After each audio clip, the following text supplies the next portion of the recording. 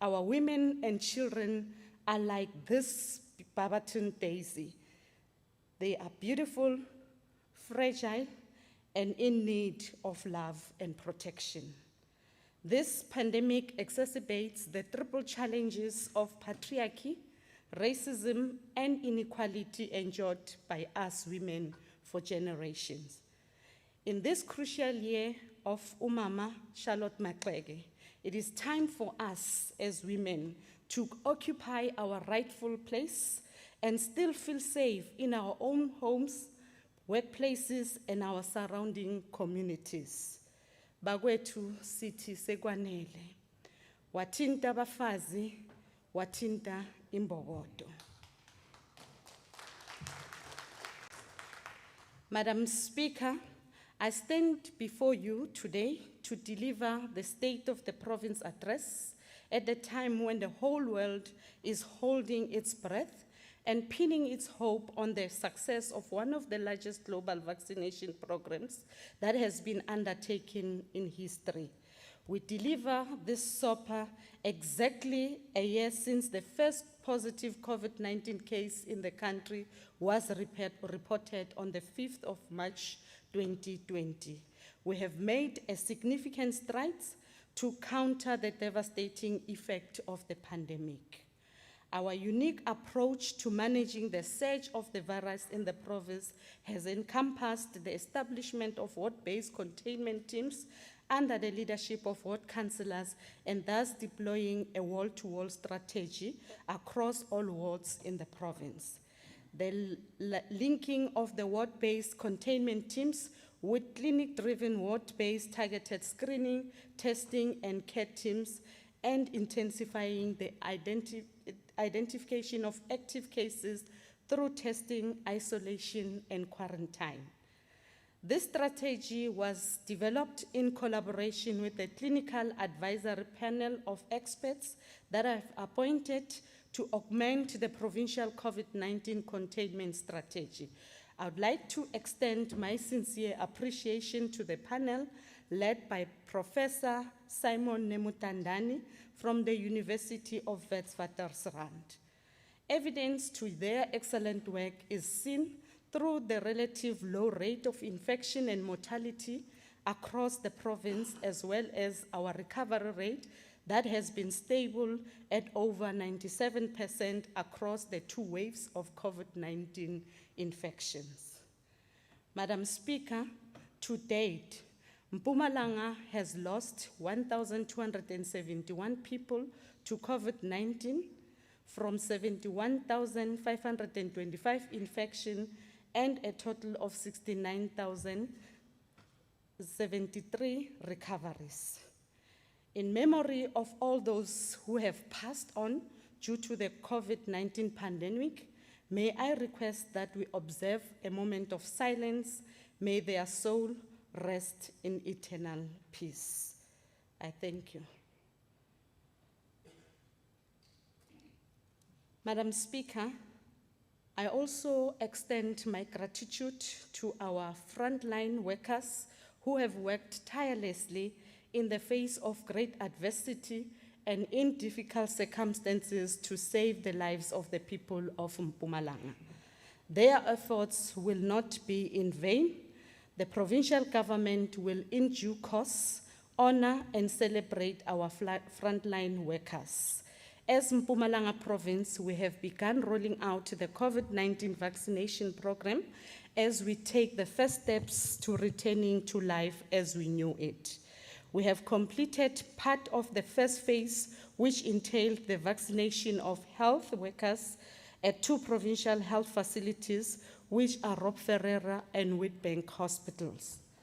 Once the next batch of vaccines arrives, we will complete the first phase of our program, that of vaccinating all our health and emergency workers, and move to the next phase.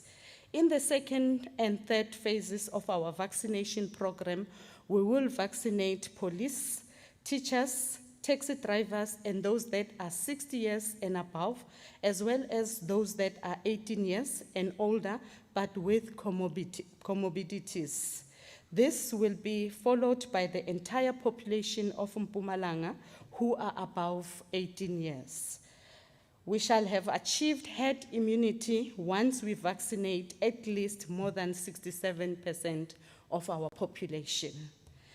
The COVID-19 pandemic has triggered a health crisis in every corner of the world and has birthed an economic crisis of unprecedented proportions. Our socio-economic response to the pandemic has been swift, targeted, and assisted millions of our unemployed people and low-wage vulnerable workers.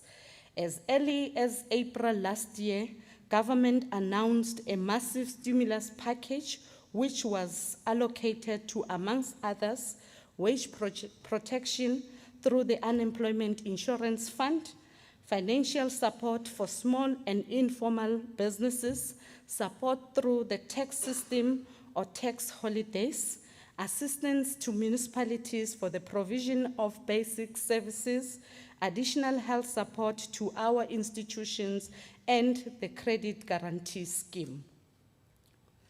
The biggest social support package was allocated to the expansion of social grant, resulting in an increase in an amount provided through existing social grants, as well as the introduction of a new special COVID-19 relief grant.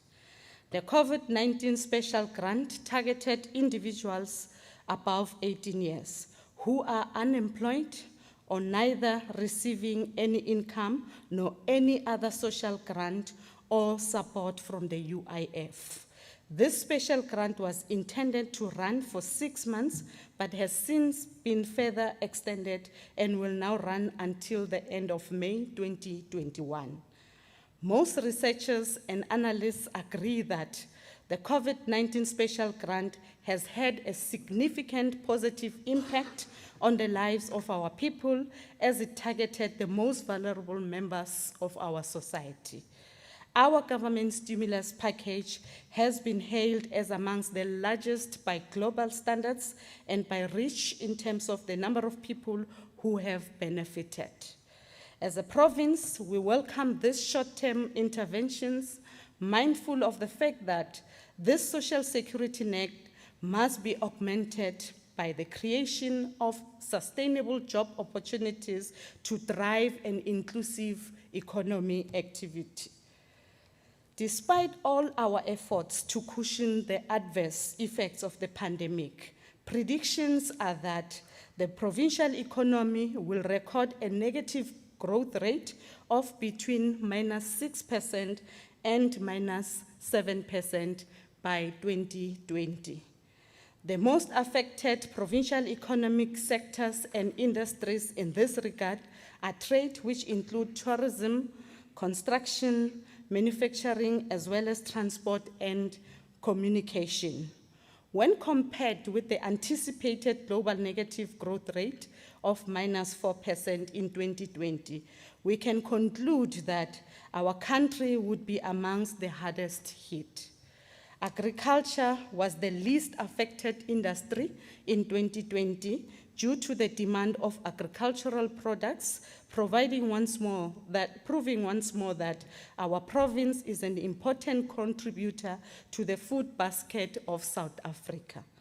This sector even experienced job gains during the hard lockdown period, as it recorded growth of more than 11% in the first 9 months of 2020. As a result of the adverse effects of the pandemic, South Africa's GDP contracted by 16.6% in the second quarter of 2020. However, it rebounded in the third quarter after the economy opened up again.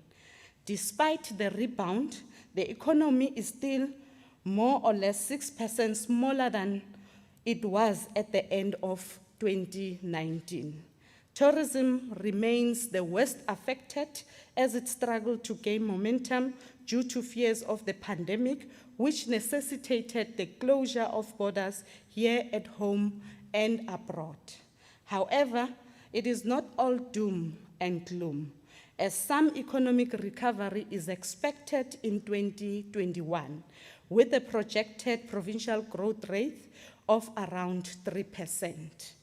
With regards to job losses, we projected a job loss of 100 jobs in 2020.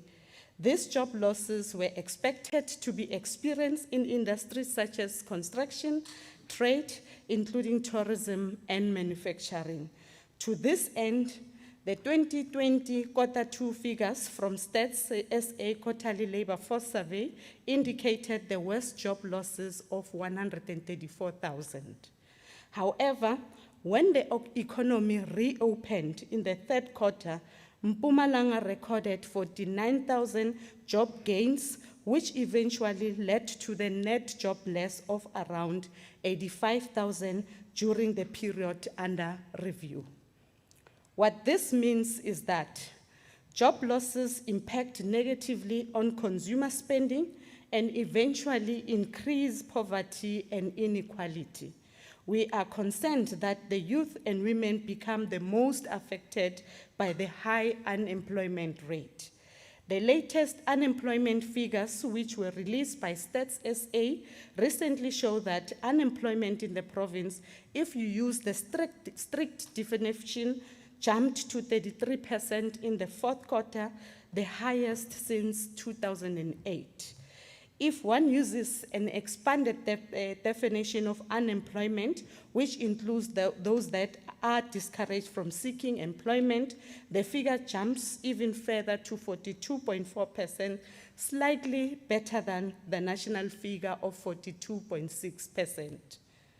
Madam Speaker, during the State of the Province address last year, we made a number of commitments and promises to the people of this beautiful province. These commitments were clearly defined, adequately budgeted for, and implementation plans had been well prepared. The sudden emergence and rapid spread of the COVID-19 pandemic forced us to change our plans. Resources were redirected to urgent and pressing issues aimed at curbing the spread of the pandemic. Every national department, provincial department, our municipalities were asked to reprioritize and focus on COVID-19 response measures. The situation in our province has been exacerbated by the recent floods, which destroyed roads and bridges, schools and clinics, and blew away homes of the most vulnerable members of our society. Once more, we have been compelled by forces beyond our control to divert budgeted resources and deal with this additional state of disaster. I have directed the Department of Public Works, Roads and Transport to evaluate the extent of flood damage to the infrastructure.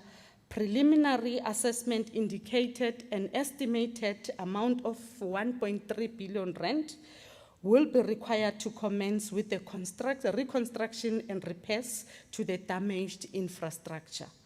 We are also exploring establishing a partnership with the Department of Correctional Services to tap into the skills of inmates as part of a societal reintegration program.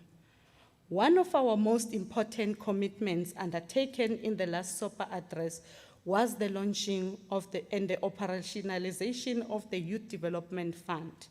We budgeted 50 million rand for the first phase of this program. We called for the expression of interest from young people of Pumalanga province. Thousands of them responded positively. This multi-year program invites numerous youth-owned SMMEs to submit proposals outlining the growth and funding needs of their businesses. These enterprises are then provided with training and funding to grow their operational footprint.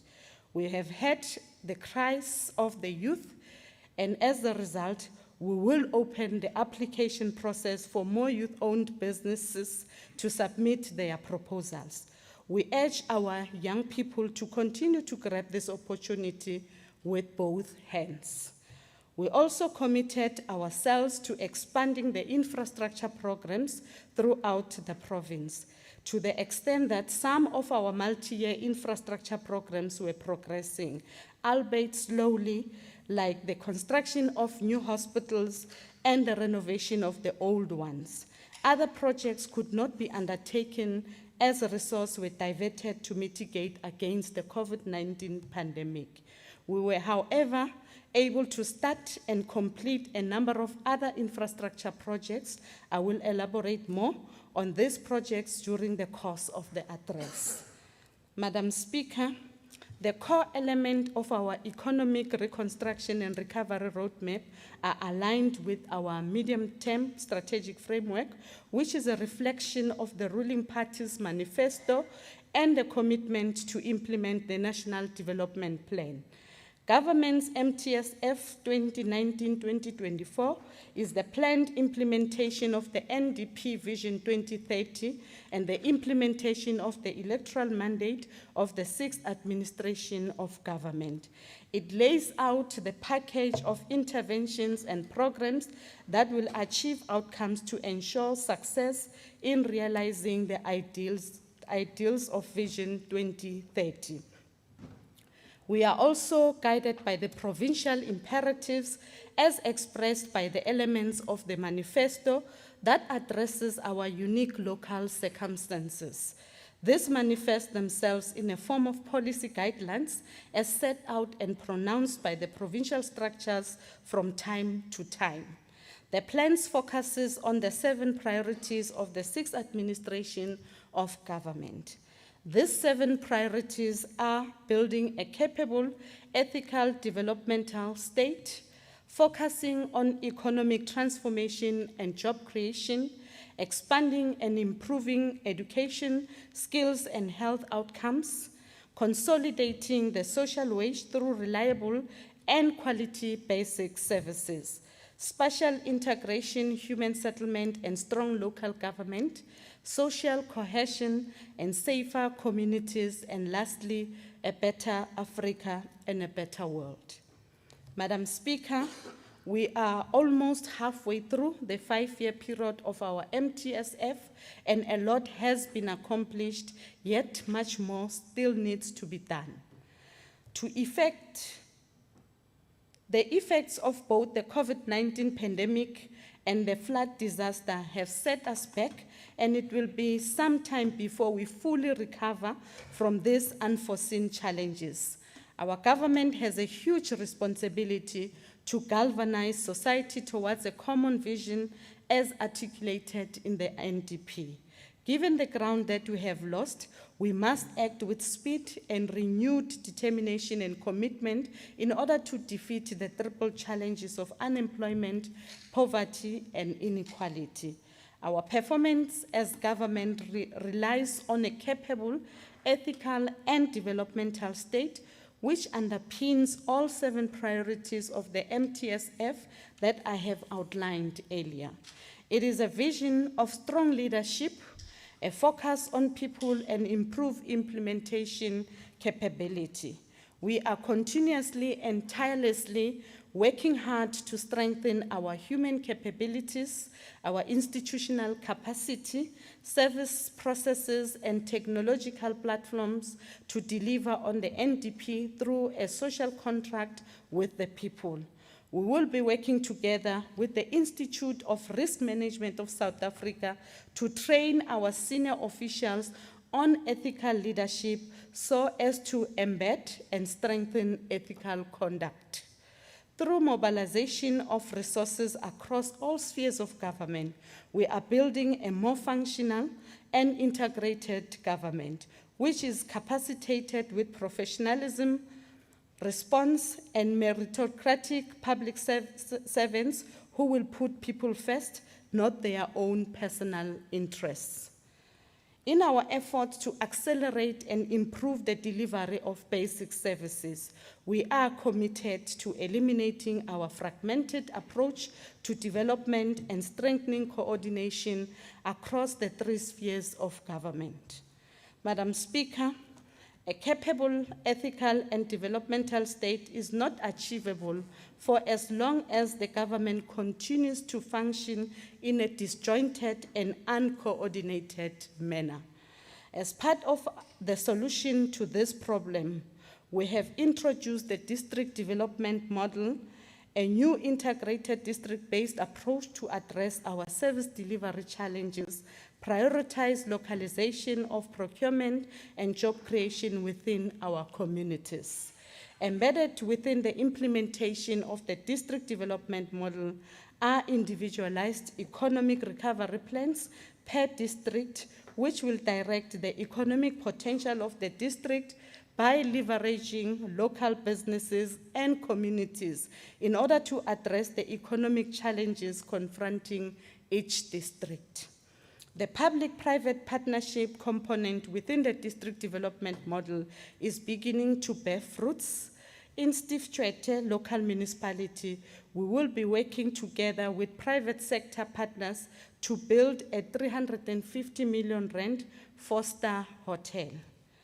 This public-private partnership project has Akani Properties, a black-owned property development company, as a partner, along with the internationally renowned Radisson Hotel Group. The hotel will have a capacity of 150 beds and a convention center of 1,000 seats.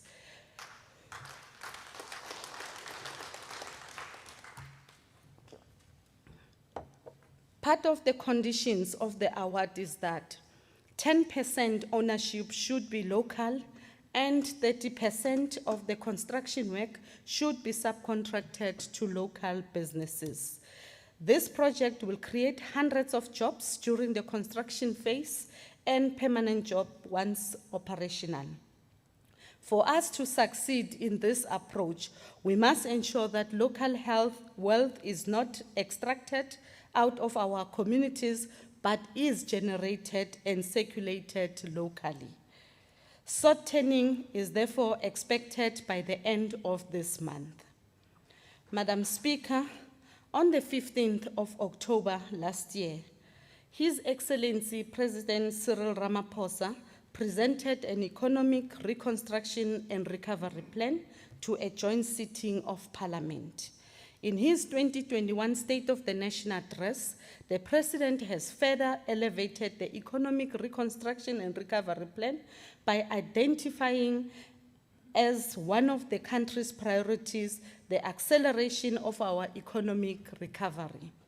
The economic reconstruction and recovery plan focuses on a few policy drivers to achieve the intended outcomes, including massive rollout of infrastructure, energy security, employment stimulus, industrial revitalization, localization, and small business promotion for women and youth. As a province, we are also aligning the Pumalanga Economic Reconstruction and Recovery Plan with the presidential pronouncement, and we are currently in the process of engaging our different stakeholders to obtain their input, buy-in, and support. We will focus on areas where the province has a competitive advantage, a clearly defined and sustainable economic growth path. Top of our priorities is economic transformation and mass job creation. We have committed ourselves to identifying the rollout of the Pumalanga Industrial Development Plan, the Nkomazi Special Economic Zone, and the Pumalanga International Fresh Produce Market. These last two catalytic projects that I have mentioned have a high potential not only to place the agricultural sector on the growth trajectory, but also to create massive job opportunities for our people and investments to the province. These initiatives will open opportunities for value chains development, agro-processing, trade and export, including the agricultural development of in the SADC region. The Nkomazi SEZ has received a boost following a very ambitious investment proposal by an Pumalanga-based property development company.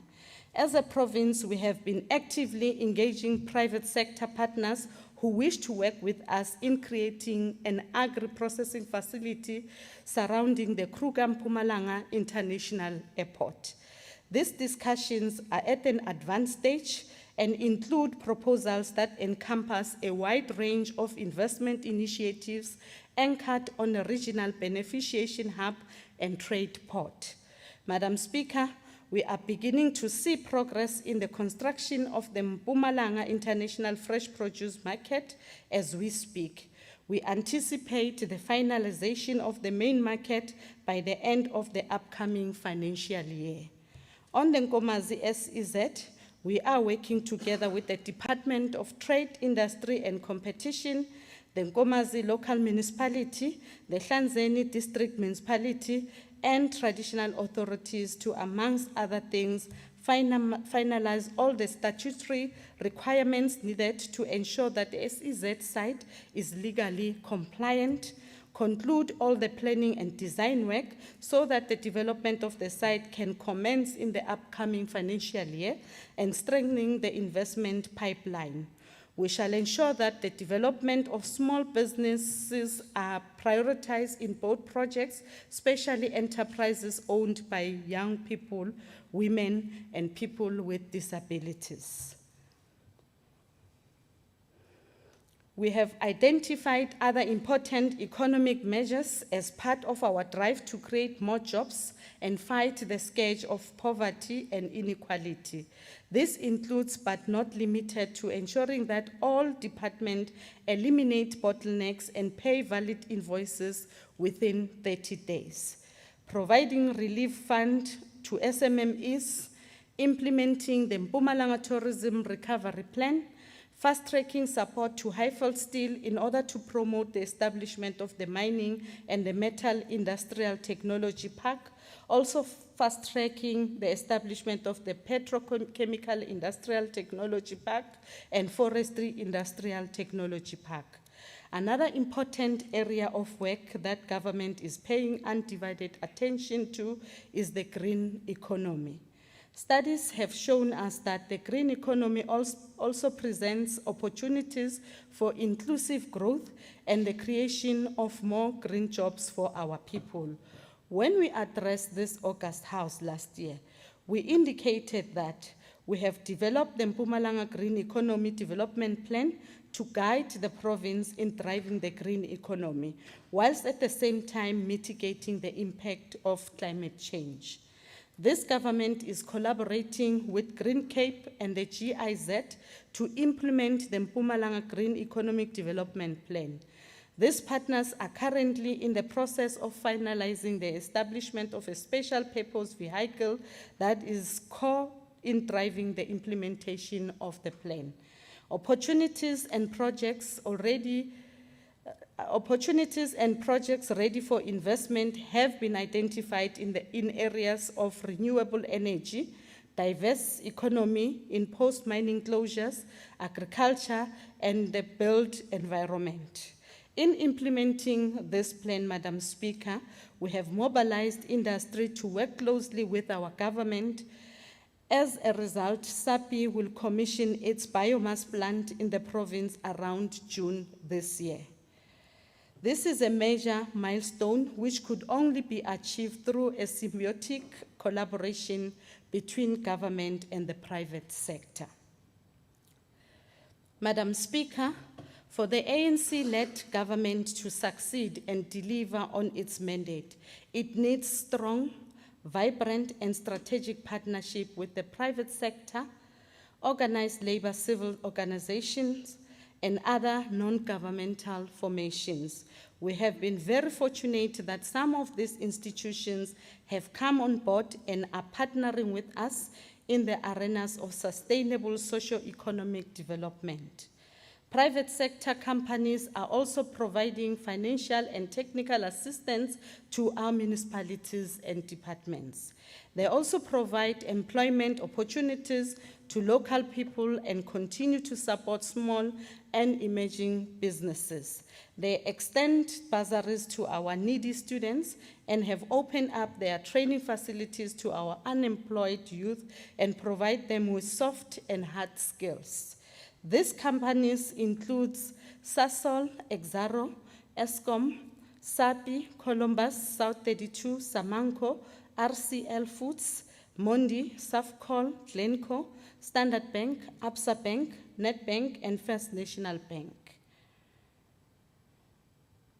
Madam Speaker, as I have indicated earlier on, the COVID-19 pandemic has wreaked havoc of unparalleled proportion to our economy, and we need to respond with a much stronger economic stimulus.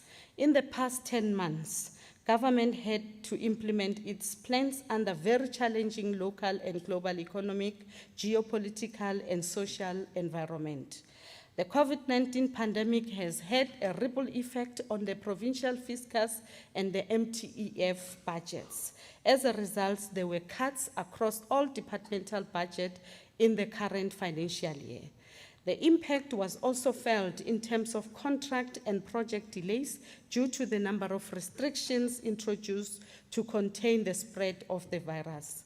Notwithstanding this, the following infrastructure projects are currently in progress and some are nearing completion: Middleburg Hospital, Bethel Hospital, Mamitlake Hospital, Mapulaneng Hospital, Pankop Clinic. 382 projects have been completed, including 54 sanitation projects for the Department of Education, 2 clinics in Oakley and Gwamdladla, 5 projects completed, including Tula Mahashi Children's Home, Ngangala District Office Phase 2B, and 3 branch offices in Kriel, Mashishing, and Engine Court. The Tubelihle Library was completed, and as many as 8 road infrastructure improvement projects were completed in Mashishing, Babaton, Matsulu, Numbi, Delmas, Trikopis, and Tula Mahashi. As I had indicated in the last year's State of the Province address, each department shall continue to ring-fence 2% of their total budgets for maintenance of existing infrastructure. The issue of dilapidating infrastructure will continue to receive attention in the upcoming financial year. We will prioritize infrastructure that is essential in the provision of access of services of government.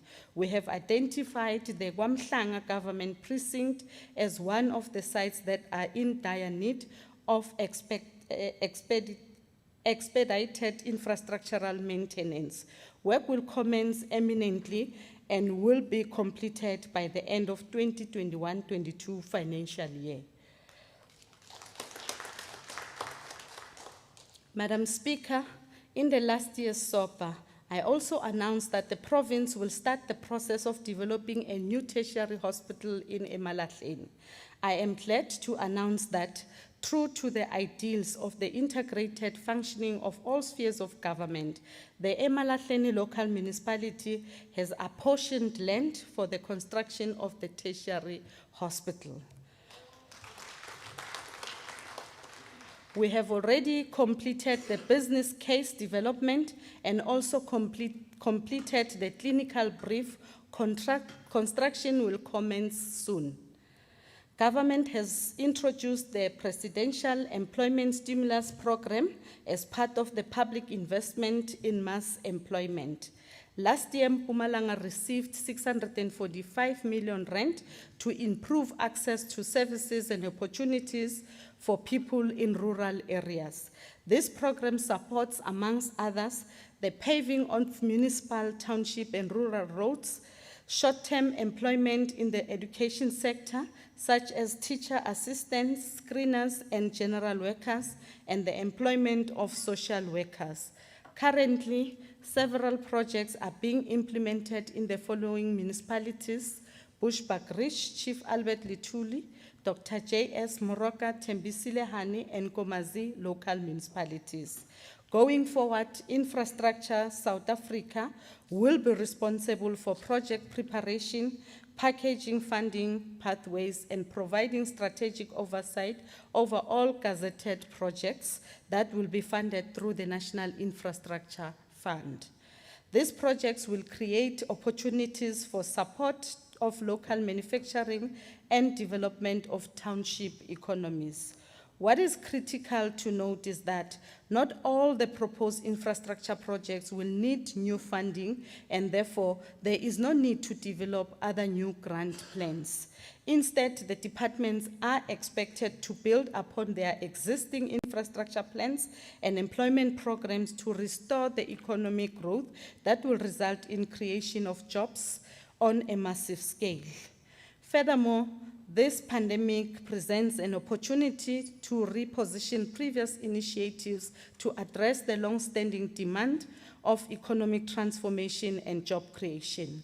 Channeling support through existing public employment programs such as EPWP, Sakhabaki, Siatentela, and National Youth Service will allow for a more rapid response to the current economic crisis. As a province, we have created 19,649 jobs through the expanded Public Works program. The main beneficiary of these opportunities were 12,254 women, 9,239 young people, and 159 people with disabilities. Government is strengthening this program so that it can also assist those who have lost their jobs due to the pandemic. Once we have adopted the EPWP projects accordingly, as well as enhanced safety measures to ensure continuous compliance with COVID-19 health regulations, we will surpass the target of 44,180 set for 2021-22 financial year. Madam Speaker, as I have indicated, our already precarious economic condition has been exacerbated by the recent floods that hit our province. Once more, we are called upon to reprioritize resources and deal with the urgent needs of our people.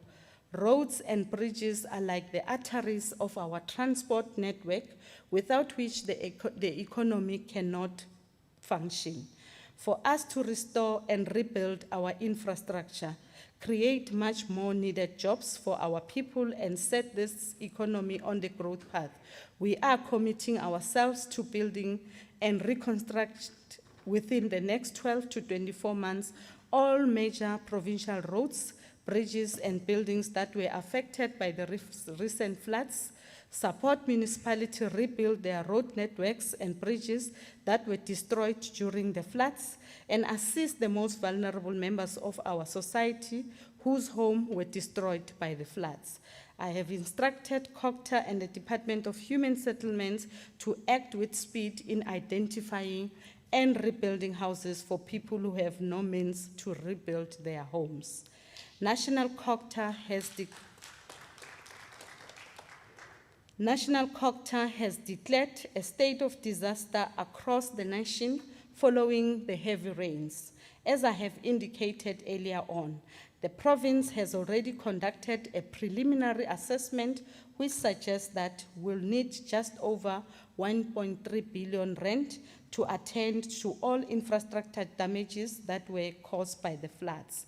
However, the costs for urgent and immediate work that needs to be undertaken within 3 to 12 months are just over 600 million rand. Madam Speaker, the coronavirus pandemic has triggered an unprecedented crisis in the tourism sector. The industry has been hit hard by the pandemic. Predictions indicate that the shock could translate to an 80% decline in international tourism sector. A significantly high number of jobs have been shed by this industry, and until such time that the global vaccination campaign has reached almost every corner of the world, this industry will continue to experience difficulties. To cushion the burden and assist small and emerging businesses, the government has launched the 1.2 billion rand Tourism Equity Fund, aimed at improving the participation of Black entrepreneurs in this sector. The fund will boost Black players in the industry in the next 3 years through grant or debt funding for companies owned largely by Black women and disabled entrepreneurs. In the recent budget adjustment, the province has made available 20 million rand to help mitigate the effect of the pandemic on this sector. As part of our plans to revive the tourism industry and attract more tourists, we will put more impetus in the public-private sector partnership to develop God's Window Skywalk project, the Barberton-Makonja Mountains World Heritage Site, and the Railway Heritage Tourism projects. Madam Speaker, mining remains one of the key mainstay contributors to our gross domestic products at 25.9% and employs more than 53,000 people. Recently, we have seen a hive of activity on the investment front led by the multi-billion capital injection expansion from South 32, Exaro Resources, Pan-African Resources, Kenyan Coal, and many others. Pumalanga province accounts for 83% of South Africa's coal production and is the third largest coal producing region in the world. Gold mining has returned to the Pilgrim Rests area, providing much needed jobs and local economic development. Stonewall is planning to expand its activities in this area.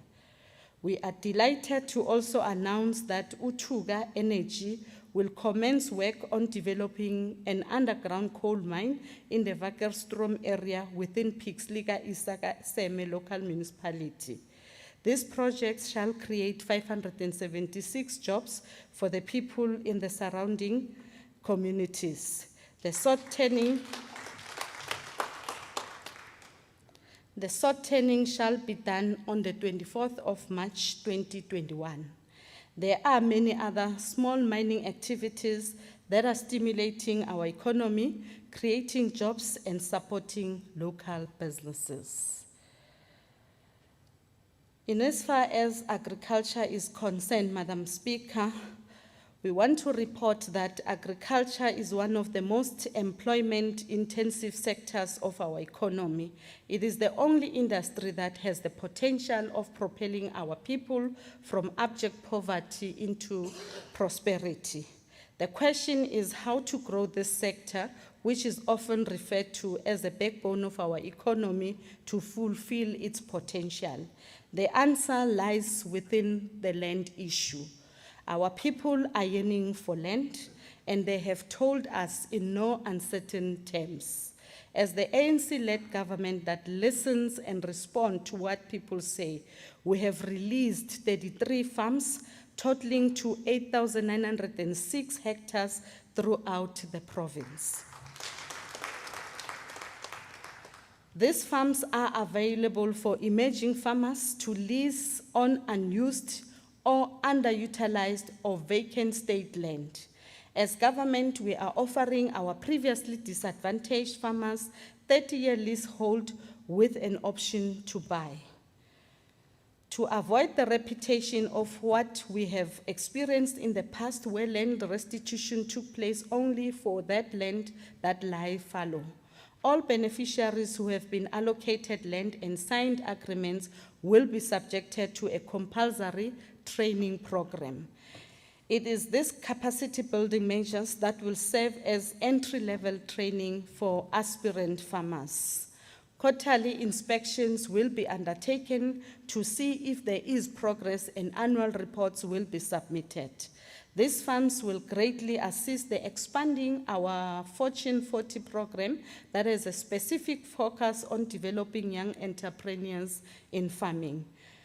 As we speak, Madam Speaker, to date we can report that 12 of the Fortune 40 farms have been linked to retailers such as Spar, ShopRite, and Boxer, and with wholesalers and agri-hubs.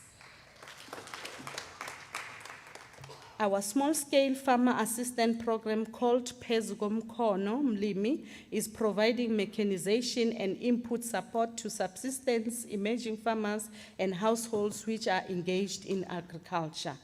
Farmers receiving support from government are expected to enroll in courses offered by the Agri-SETA. Our goal is to have an agri-hub in each of the province's 3 districts as a vehicle for small-scale farmers and cooperatives to connect to the formal economy via the hub, which will also provide equipment, technical and operational advice. Other interventions include the recommissioning of the Bushbuck Ridge Poultry Abattoir and support for soya and maize farmers to supply the Ligwa oilseed crushing plant in Standerton. We have, as part of our key strategic intervention to assist these farmers, developed one-stop centers. Madam Speaker, the impact of climate change and environmental degradation are rapidly escalating globally. We have stepped up our commitment in advocating and mainstreaming climate change and environmental issues for the better, cleaner and healthier environment for all in the province and beyond. We have elevated our focus, amongst others, on development of climate change response tools to respond on the negative impact of climate change, education and awareness, demonstration and job creation in the environmental sector. The implementation of the Zonda Insila program also serves as a climate change intervention in reduction of greenhouse gases whilst promoting environmental protection and socio-economic upliftment is one cause and will create the much-needed jobs. The class of 2020 matriculants, Madam Speaker, have defied all COVID-19 pandemic odds, producing the kind of results that we did not expect. Bangene ngaphansi komfula, baphuma nesikhuni semlilo sivuta, Madam Speaker. We were the worst and we ended up with the better than expected. The results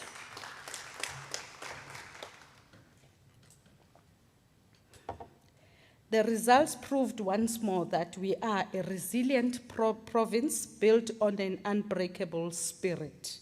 Amidst all the fear and anxiety, even when there were calls to defer the academic year, government chose to reprioritize its plans and ensured that lives were protected and that the education calendar is salvaged. We were encouraged to witness a situation where everyone placed their hands on deck and supported all endeavors aimed at protecting lives and also saving the academic year. Whilst the provincial matric pass rate dropped from 80% to 73.7%, there was an increase in the quality of results of those who wrote exams. The greatest achievement which we must acknowledge and cherish is the fact that our learners and teachers managed to return to class under extremely difficult circumstances and when all indications were predicting a road that goes nowhere. Schools were closed for some time, and when they opened, learning and teaching was made difficult by the need for social distancing and other COVID-19 protocols. A number of teachers were infected by the virus, keeping them away from classrooms for lengthy periods.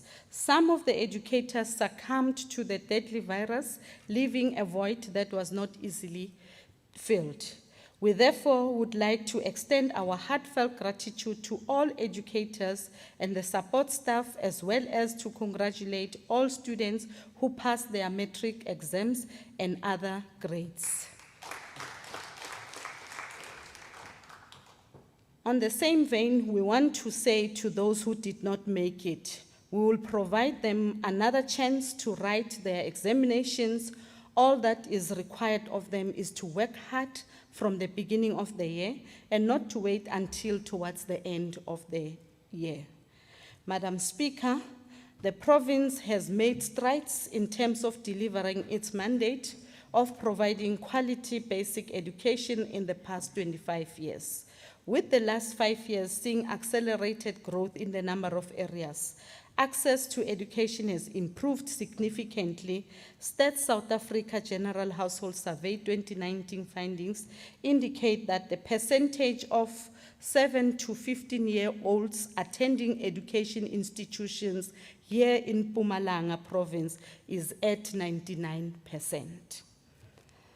However, challenges still remain in other areas like the throughput rate.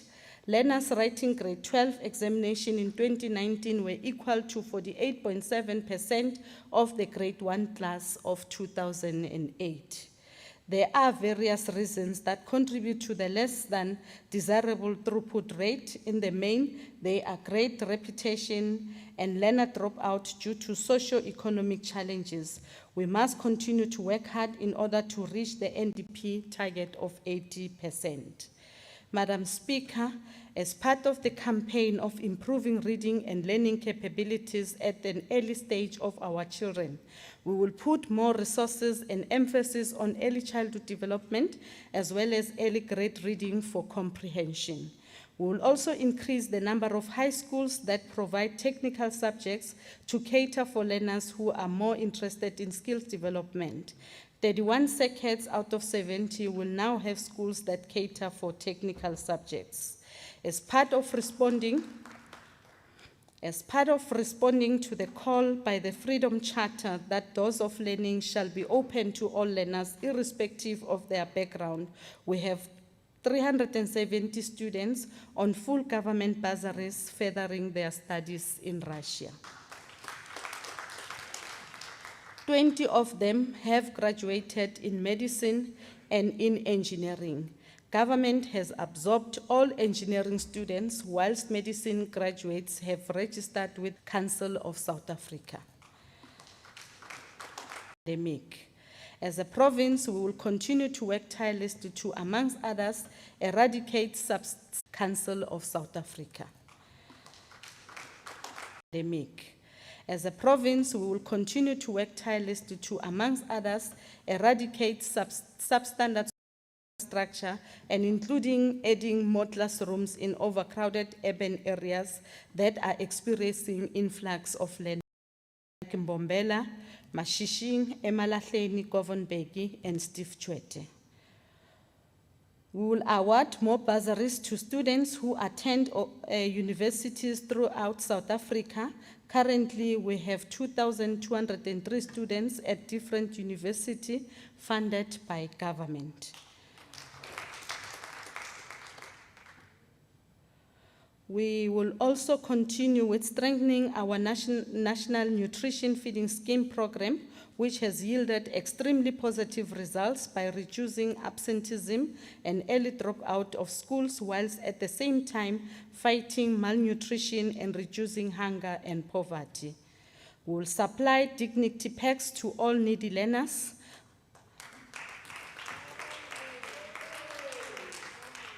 We will provide learners and educators with a safe school environment by working with SAPS, police forums, schools governing bodies, teachers, learners, and other civil society organizations to fight crime and the substance abuse. Prepare plans and budgets to build a school for the deaf and blind in Emalahleni. As part of enhancing requisite skills that match the industry expectation and requirements, working with the private sector, we will build the skill hub at Emalahleni, and we will finalize our e-learning strategy in the first quarter of the upcoming financial year. Over this MTEF, we will roll out the distribution of tablets to all learners across the province. All these initiatives are responding to the ruling party's mandate as contained in our election manifesto. Madam Speaker, the Department of Health will continue to play a pivotal role in the fight against the COVID-19 pandemic. As would be expected, this department was at the coalface in combating the spread of the virus, and they did a sterling job. We applaud the work of our MEC Manzini, our frontline staff and emergency services for the commitment and dedication they have shown, placing their lives at risk to rescue ours. Some of them have paid the ultimate price for their dedication.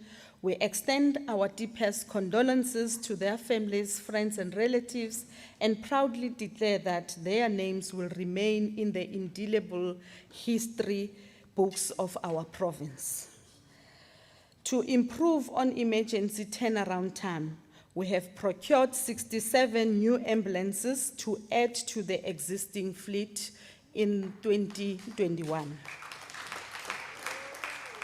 As part of our efforts to fight the HIV/AIDS pandemic, we continue to work within the national framework of the 1990 strategy. Through MPEG, we will continue to vigorously implement the Pumalanga Provincial Implementation Plan for HIV, TB, and STIs.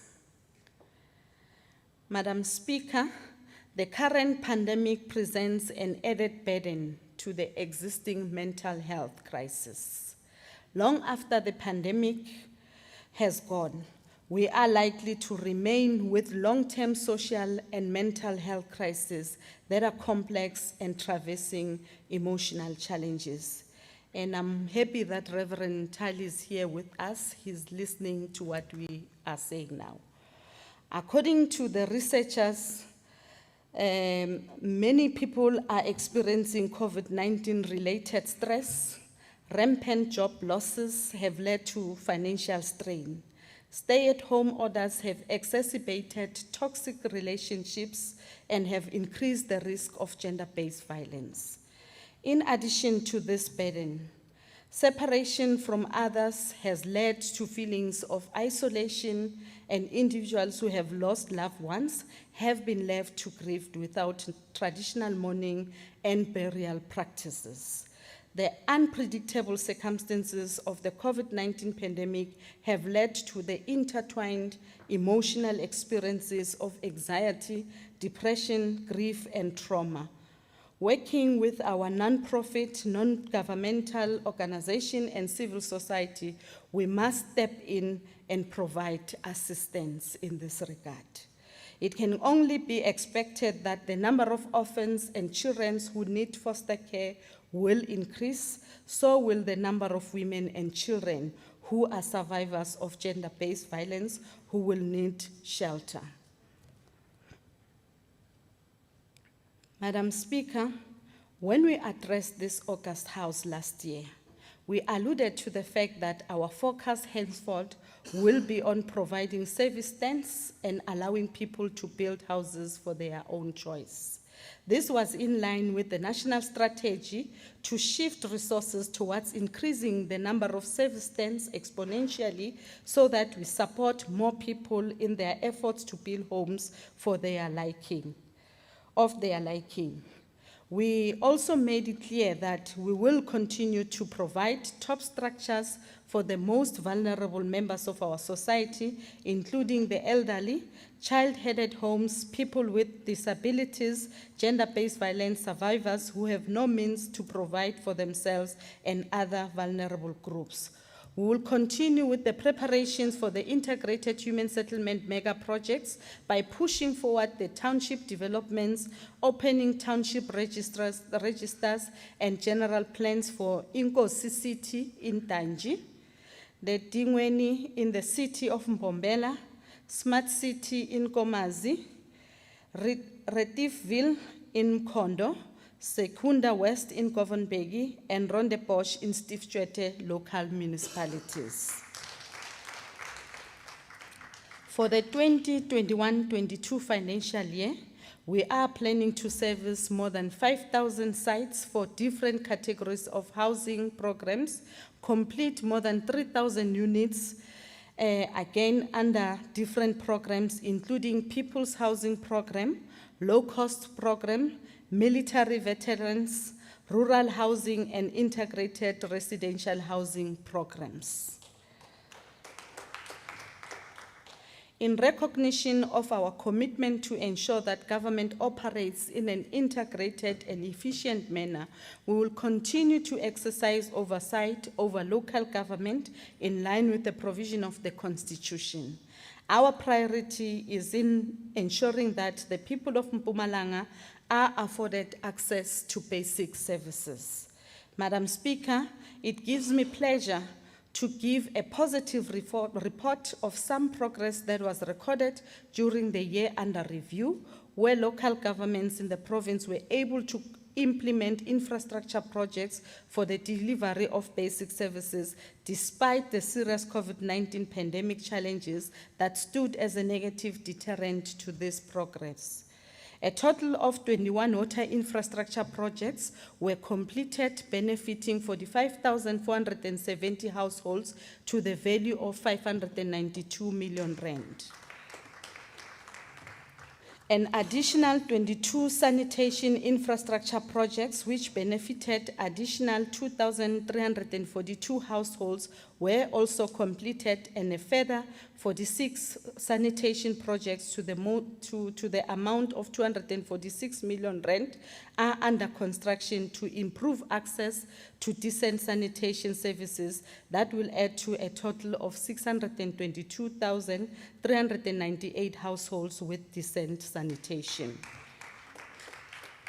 The Department of Water and Sanitation continues with support in critical municipalities such as Bushbuckridge, where the upgrading of Malvajan wastewater treatment works is under construction, as well as the upgrading of the Mbalenhle bulk sewer line using the Regional Bulk Infrastructure Grant. The Hoshani Regional Bulk Water Scheme is now being shared between the City of Mbombela and Bushbuckridge local municipalities, whilst further intervention are envisaged through the RBIC support to augment water supply from the Ras Defender Dam to Veldefrieden Water Treatment Plant in the Dr. J.S. Moroka local municipality, as well as the acceleration of the regional bulk water supply from the Loskop Dam to the communities of Dbsa Lehani local municipality. We are also pleased to receive some progress from the Department of Water and Sanitation regarding the identified site for the construction of the dam in the city of Mbombela, as we had announced in our previous SOPA.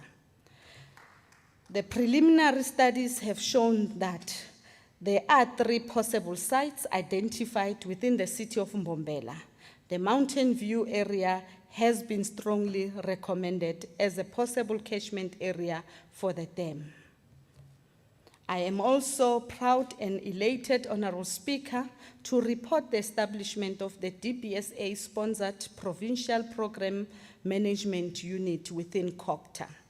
As we had announced in the previous SOPA, programs such as town planning, asset care, revenue enhancements, master planning and interventions on operations and maintenance planning are but some of the programs being rolled out to support municipalities.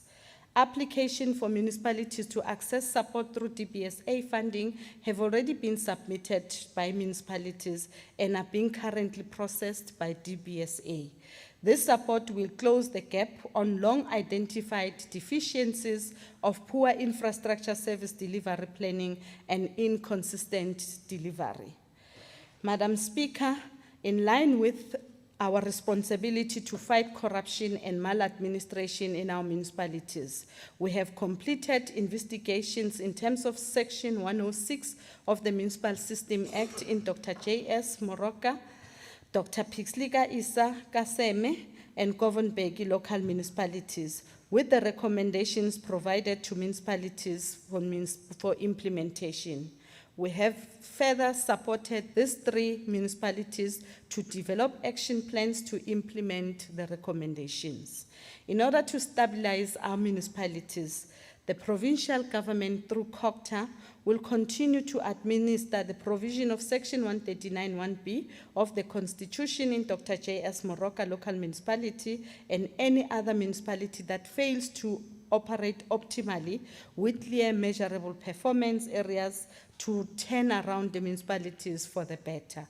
Whilst we have recorded some milestone in improving the efficiency of our municipalities, we acknowledge that there are still significant challenges in the areas of financial management, institutional capacity, governance, and technical engineering capabilities. Through the PPMU initiative, support from National Treasury and the District Development Model, we are hopeful that we will turn the tide against these challenges and position municipalities to be at the forefront of service delivery. For this government to succeed in delivering services to our communities, the cooperation and collaboration with traditional leaders is of utmost importance right throughout our landscape. The current leadership posture by all our traditional leaders in the fight against GBVF, illegal invasion of open land, and advocacy work against substance abuse are all indicative of a good relationship that should always be nurtured.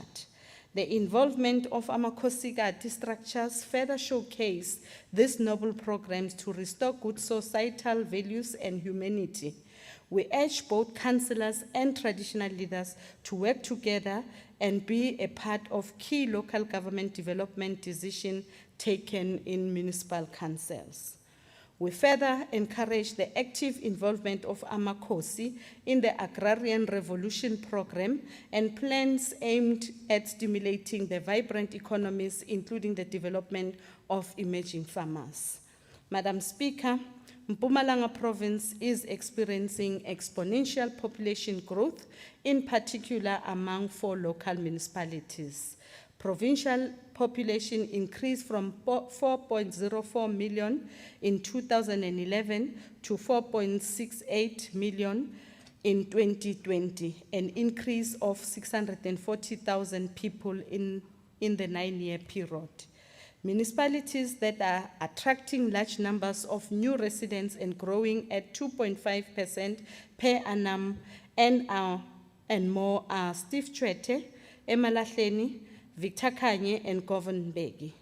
These municipalities are projected to grow from around 1.6 million in 2016 to 1.87 million by 2030. City of Mbombela's population is projected to grow up to 800,000 people by 2030. This will undoubtedly put pressure on basic service delivery infrastructure, job and economic opportunities in these municipalities. As a provincial government, we will work closely with these municipalities to strengthen their spatial development plans, complete their infrastructure resources, and focus on upgrading of informal settlements to meet the additional demand from the new residents. Madam Speaker, social cohesion has its foundation on the values of human dignity, social justice, and compassion. It is also based on the vision that everyone, irrespective of their background, race, culture, religious belief, or sexual orientation, should be guaranteed equal rights and dignity. We are firm believers of one continent, one people of Africa, and one vision. We have signed agreements with Mozambique and will soon be engaging the Kingdom of Eswatini with a view of working together in tackling issues of cross-border trade, climate change, road safety, and security. The recent tropical storm that came through Mozambique caused havoc in Limpopo, Pumalanga, and KwaZulu-Natal is a clear indication that we need to work together on issues of global warming and how to mitigate climate change. Madam Speaker, until such time that our people are free from fear of personal, physical, and emotional harm, we cannot truly say that we are free. The latest crime statistics paint a disturbing picture that suggests that whilst there has been a decrease in all other forms of crime, contact crime, which includes murder, sexual assault property, crime and other serious crimes are on the increase. Unfortunately, Pumalanga was amongst the worst affected provinces in the country. A significant part of this crime involved gender-based violence. Criminals live amongst us. They socialize with us and commit some of this crime in our full view. We urge our people to report crimes to the police. We also want to salute the bravery of those women and men who have reported their own children for crimes committed and handed them over to the police. Working with police forums and community-based organizations, we will aggressively launch them and monitor crime prevention campaigns and introduce anti-crime workshops in schools as a form of awareness and deterrent to young people. Road safety is one of the key challenges that needs all of us to confront. The rise in fatalities affect us all in one way or another and place an additional burden on the already constrained fiscus. We will continue to increase visibility across all roads in the province. We will take harsh actions against negligent and irresponsible drivers. We will fight corruption in government whenever and wherever it raises its ugly head. I have instructed Provincial Treasury to collaborate with the Office of the Auditor General to vigorously implement the provision of the Audit Amendment Act to ensure that perpetrators of financial misconduct not only incur criminal prosecution, but are also held personally liable for the mismanagement of public resources. We will continue to petition the Special Investigation Unit, SIU, to probe instances of prima facie financial mismanagement. Honorable members, Honorable Speaker, this administration will strive to give our people the confidence they are looking for in the management of public funds.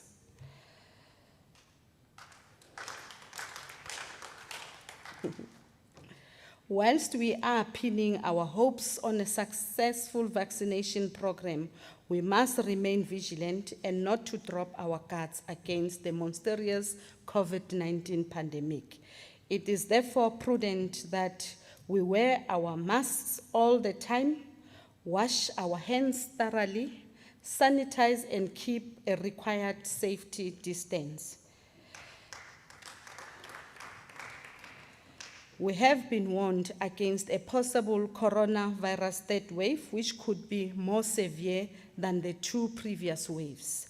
The vaccination campaign will take time to reach each and every citizen in this province who needs it.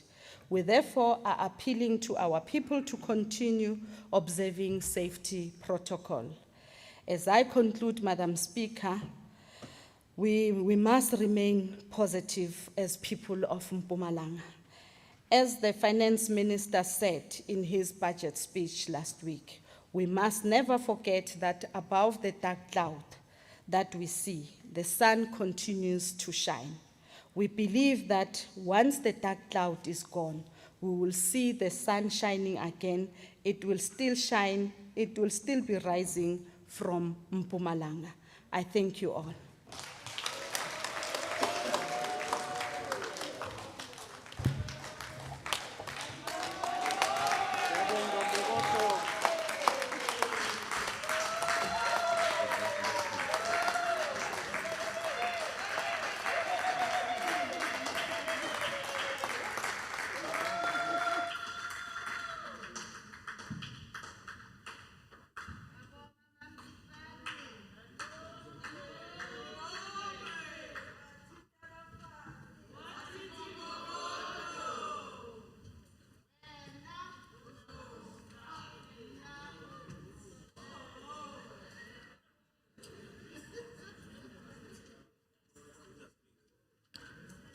Thank you, Honorable Premier, for the well-delivered State of the Province address.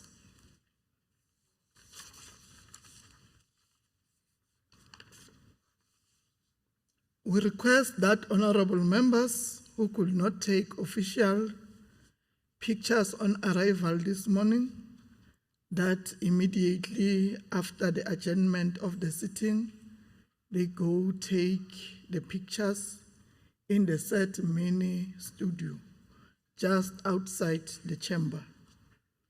In compliance with the adherence of COVID-19 health protocol of social distancing, there will be no group photo taken this year.